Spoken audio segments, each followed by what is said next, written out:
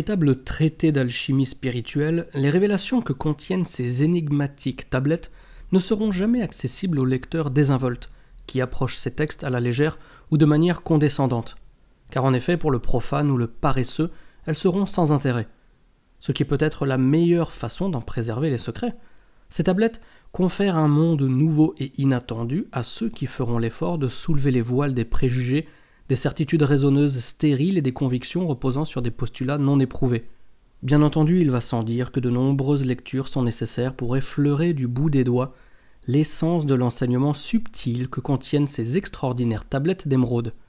Thoth, le dieu de la connaissance, de l'écriture et de la sagesse, en serait l'auteur, comme il serait l'auteur du Corpus Hermeticum, sous la signature que vous connaissez d'Hermès Trismégiste, ou encore auteur du fameux livre d'Enoch.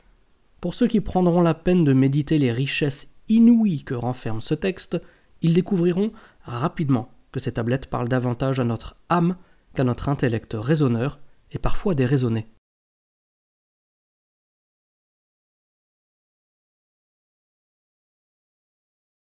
Je suis Thoth, l'Atlante, maître des mystères, gardien de la mémoire ancestrale, roi, sage et mage. Je suis celui qui survit d'une génération à l'autre et qui s'apprête à entrer dans la chambre de l'Amanti pour guider ceux qui me suivront dans les souvenirs de la grande Atlantide.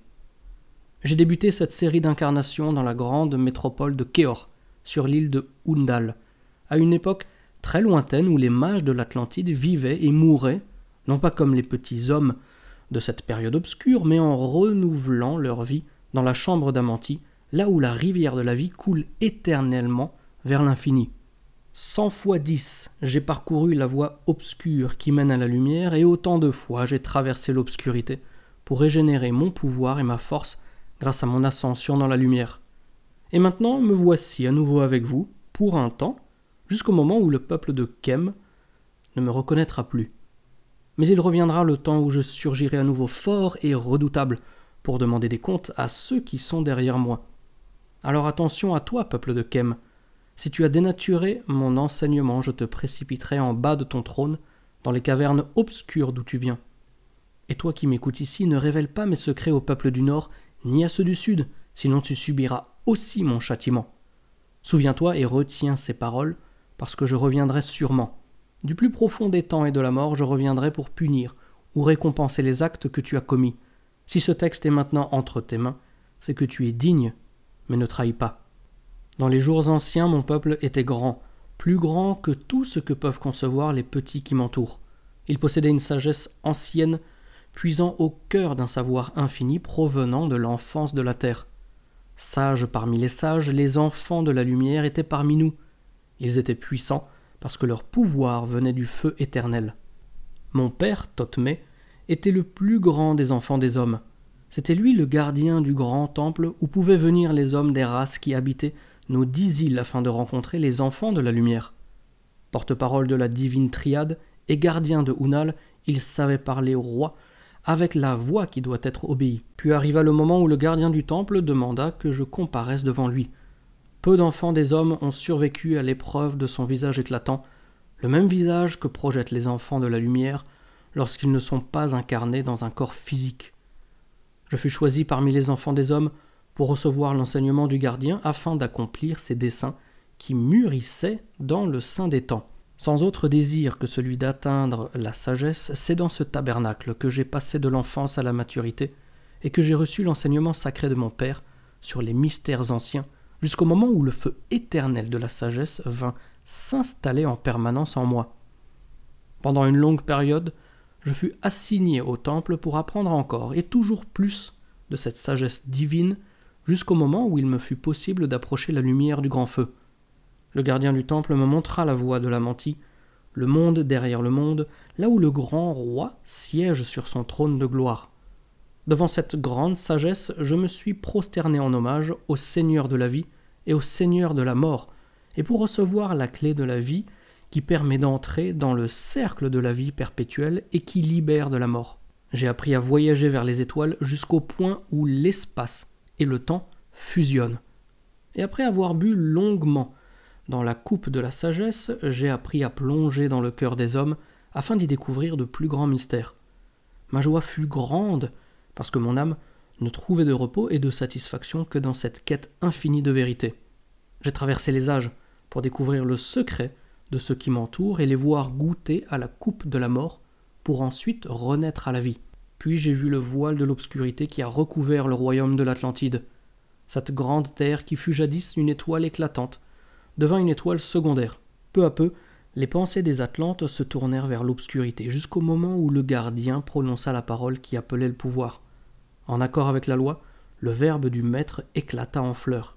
Du cœur profond de la terre, les enfants de la Mantie entendirent son appel, et avec leur logos, ils dirigèrent les mutations de la fleur du feu qui brûle éternellement, afin que sa flamme change de direction.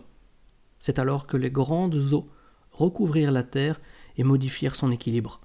Il ne resta que le temple de lumière, seul et intact, sur la montagne de Undal, qui émergeait au-dessus des eaux et qui préserva temporairement ses habitants des fureurs des grandes fontaines.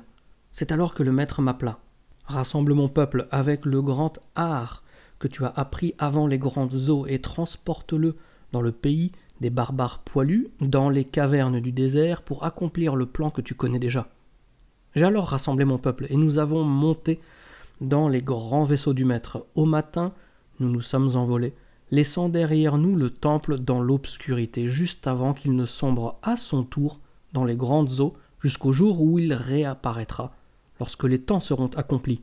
Vivement, nous avons volé vers le soleil du matin, pour atteindre la terre des enfants de Kem. En nous voyant, ils devinrent furieux et arrivèrent, avec des lances et des couteaux, pour combattre et détruire les enfants d'Atlantis. J'ai alors projeté un rayon vibrant qui les frappa de plein fouet, puis je leur ai parlé avec des mots calmes et paisibles, pour leur faire voir la splendeur d'Atlantide et leur dire que nous étions les enfants du soleil et ses messagers. Envoûtés par la science magique, ils se prosternèrent à mes pieds et nous pûmes demeurer longtemps sur la terre de Kem, très longtemps, où j'ai accompli de grands travaux inspirés de la sagesse. Puis vint le jour où, obéissant au commandement du maître qui veille éternellement dans son sommeil, j'ai commandé aux enfants d'Atlantis de se déployer dans plusieurs directions pour se mêler au peuple de Kem, afin que la sagesse éternelle sorte du sein des temps et s'élève à nouveau dans tous ses enfants. À partir de ce moment, les enfants de Kem grandirent dans la lumière de la connaissance arrosée par la pluie de ma sagesse. Le peuple de Kem grandit lentement et étendit son territoire. Son âme s'éleva peu à peu. C'est à cette époque que j'ai ouvert un passage vers l'Amantie afin de régénérer mes pouvoirs et pour survivre d'une époque à l'autre, comme un soleil d'Atlantis, en conservant la sagesse et en préservant la mémoire ancestrale. Avec le pouvoir qui neutralise la gravité, j'ai élevé au-dessus de ce passage une énorme pyramide. En son sein, j'ai construit une chambre secrète, d'où part un passage circulaire qui mène presque au grand sommet. Là, dans son apex, j'ai installé un cristal qui envoyait un rayon dans l'espace-temps afin d'attirer la force provenant de l'éther et la concentrer sur le passage de l'Amantie. J'ai construit d'autres chambres que j'ai laissées vides, mais qui cachent les clés de l'Amantie. Périodiquement, lorsque le temps était venu, je retournais dans l'obscure chambre d'Amantie, profondément dans les entrailles de la terre, pour me présenter devant les seigneurs du pouvoir, face à face avec le gardien, devant l'entrée du passage qui mène vers l'Amantie.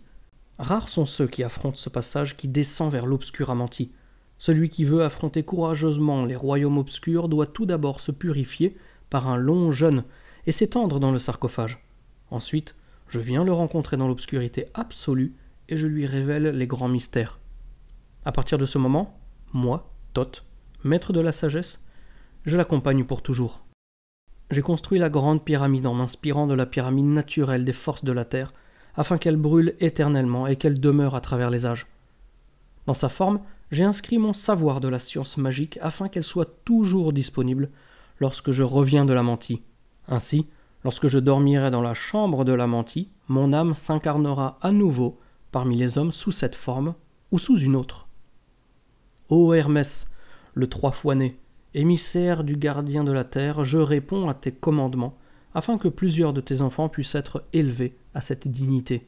Maintenant que je t'ai révélé ces mystères, il est temps que je retourne dans la chambre de l'Amantie en laissant derrière moi un peu de ma sagesse. Préserve-toi et garde précieusement le commandement du gardien. Lève toujours plus haut tes yeux vers la lumière. Et maintenant me voici à nouveau uni au maître. Par ma dignité naturelle et mon vouloir, je ne fais qu'un avec le grand tout de ce qui est sur terre. Je vous quitte pour un temps, gardez et vivez mes commandements, et ainsi je serai avec vous, pour vous aider et vous guider vers la lumière. Maintenant, devant moi, s'ouvre le portail, où je m'enfonce dans la noirceur de la nuit.